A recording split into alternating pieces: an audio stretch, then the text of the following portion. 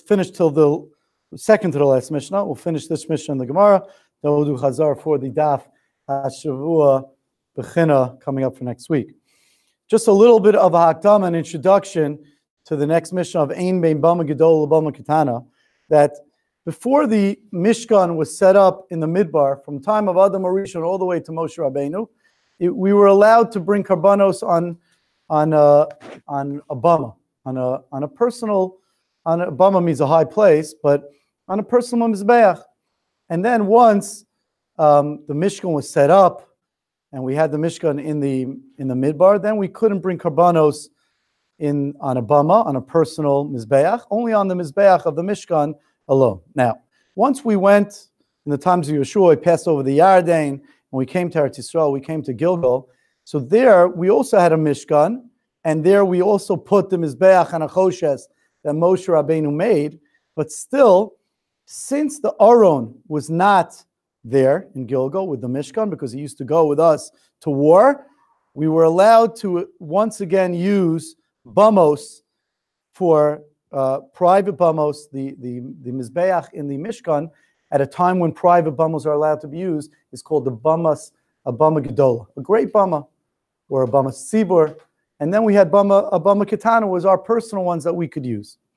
Now, after that, we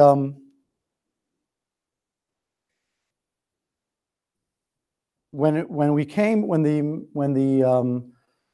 Mishkan came to Shiloh for 369 years, there the Aron was with us. So there we weren't allowed to use any bamos. We could only use the mizbeach in the Mishkan. And then afterwards, after Shiloh was destroyed and the Aron was taken by the Plishtim in the days of Eli, which we're learning about now with the 10th grade. So then it went to Nov and to Gilgal. It was there for 57 years. And in those times again, we were to Nov and Givon, and we were allowed to use it was called the Bama Gedola, and we were allowed to use our own Bama Katana. So now our Mishnah is going to discuss the difference between those years when we were allowed to use a Bama. What's the difference between a Bama Gedola and a Bama Katana? What's the difference between a Bama Gedola and a Bama Katana? So says the Mishnah, Ein bein Bama Gedola Bama Katana. There's no difference between a Bama Gedola and a Bama Katana, el psachim, except for a carbon Pesach, which is an obligatory carbon Pesach, of course, that could be brought on the Bama Gedola by the Mishkan, and it can't be brought on a Bama Katana. Says the Mishnah further, Zaklal, this is a general rule, Kol shol nider v'nidav, anything that is a vowed carbon, v'nidav, or a gift carbon, Bama, that could be brought on a private Bama because it's voluntary. The Kol she'ina lo nider v'nidav, anything that's not a vowed a carbon or a gift carbon. We said earlier that the difference between a neder carbon and a nedava was a neder, you said harei alai. It's on me to bring this certain carbon, and even if you lose that animal, you have to bring a substitute. And when you have a nedava, you said I have to bring this specific animal. And therefore, if the animal dies or gets lost or whatever, gets a mum, then you don't bring another one. So it says over here, v'chol she'eina lo nidav v'lo nidav, something that's not a voluntary carbon, ain't a carbon bama, it can't be brought on the Bama Gedola in the Mishkan. It could only be brought on a Bama Katana. Okay. Says the Gemara. Ask the Gemara the following question. Psachim, it says in the Reisha, Ein bein Bama Gedola Bama Katana. There's no difference between a Bama Gedola and a Bama Katana except the carbon Pesach. Wait a second. Psachim besulo, only a carbon Pesach. Well, as Rashi explains the Gemara's question, it doesn't make sense because even in the Sefer it says that any carbon that's a obligatory carbon could be brought on a Bama Gedola, and not only Psachim.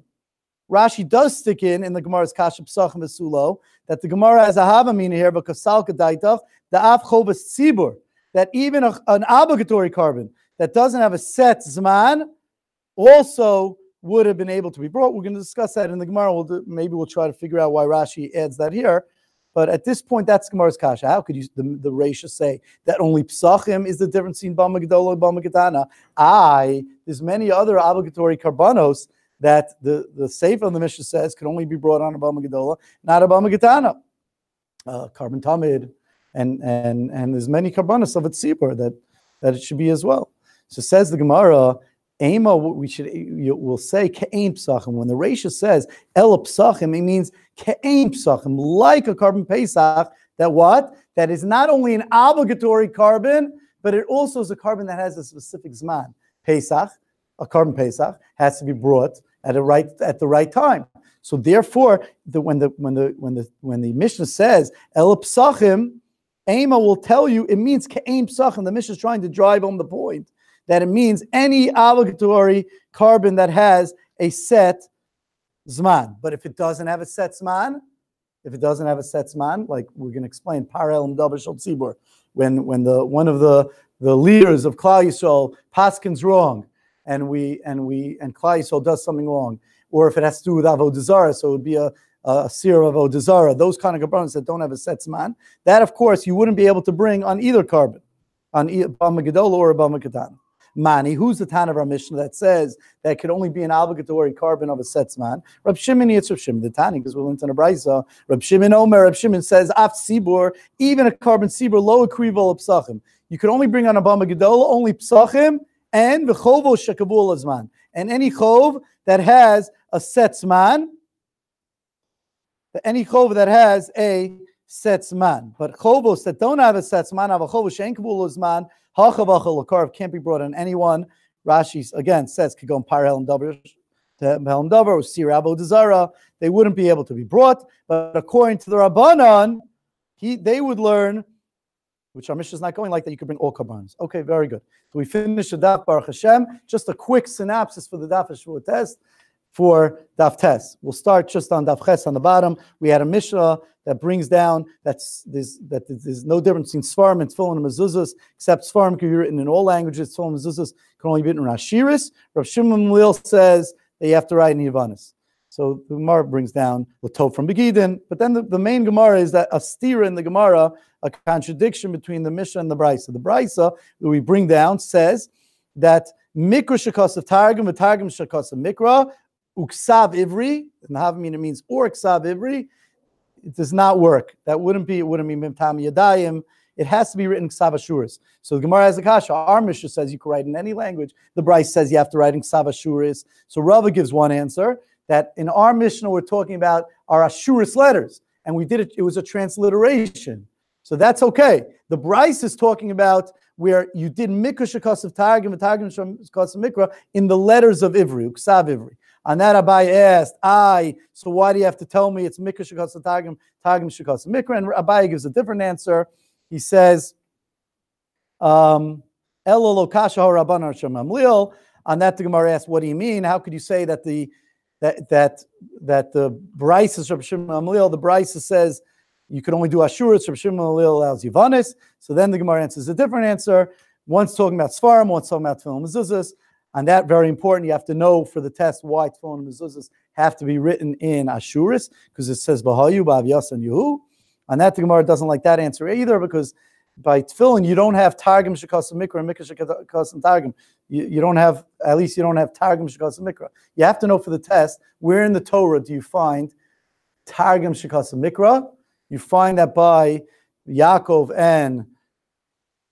and Lot and Lavan, that you find that it says there, the Gemara brings it down, it says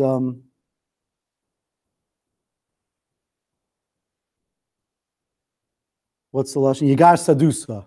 Yigar Sadusa, and that means the mound of witnesses. You also have to know two places in the Megillah Esther where it says Targum that's written in Targum. It says V'nishma Piskam HaMelech and V'chol Anashim Yitnu Yakar L'Baleim. Anyway, the Gemara ends up finishing off that the Elul Kasha, Kam Megillah, Kam B'Sfarim, that the Bryce is talking about Megillah. Megillah has to be written in Ashuris, and the Bryce is talking about other Svarim.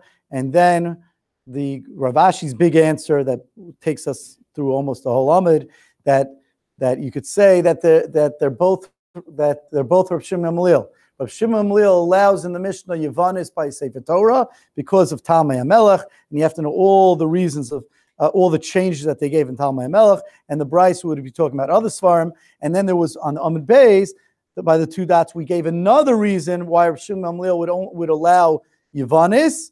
because it says Yafta l'kim l'yefes v'yishkom ole shem, that Hashem will make Yefes great to be, and He will dwell. Something of His will dwell in the Beis Medrash of shame.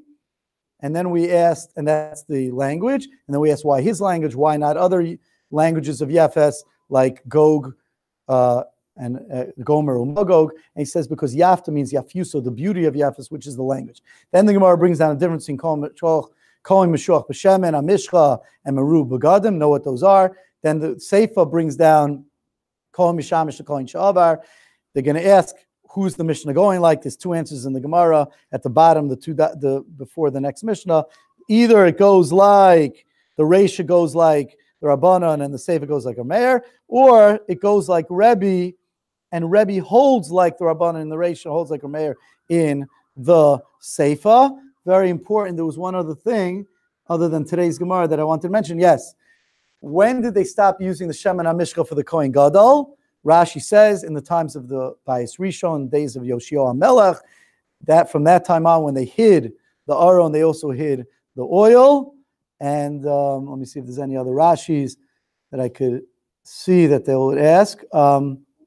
The different chiyuvim. The Brisa says that kol mitzvahs kahuna gedola love, that even a Kohen of that was avar, any mitzvos of the Kohen Gadol is on him. Rashi mentions a couple of things.